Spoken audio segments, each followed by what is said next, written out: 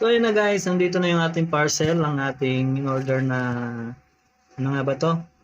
Charging cable na may running light. So ayan, nasa ano lang siya, 139 pesos. Ayan, petot. Nasa 139 pesos lang siya. So tingnan natin kung legit nga ba, kasi nakita natin dun sa post is nagra-running light habang nagche-charge. So tignan natin, buksan na natin, let's go.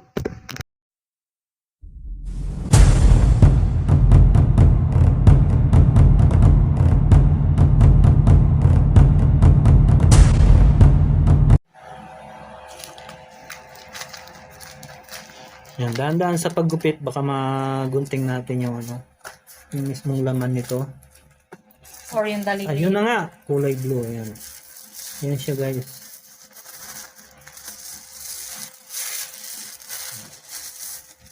Ayan. Ayan. Ganda.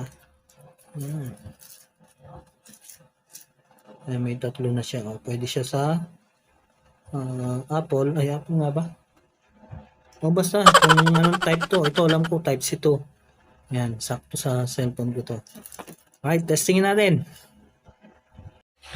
Ayan, so the moment of truth, tignan natin kung totoo nga ba na running light to. May running light. Kasi ang ganda kasi ang ganda kasi panoorin eh. Pag nag-charge ka, may ilaw. 1, 2, 3. Wow! Ang ganda oh. Tingnan nyo oh. Ang ganda niya oh. Parang, Hinihigop niya yung kuryente. parang may ano. Christmas light. Dali, nag-charge nga ba?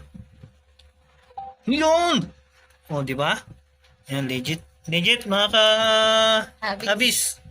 Yan, kung gusto nyo umorder, yan. Lagay ko na lang sa description box yung link kung saan ko nabili.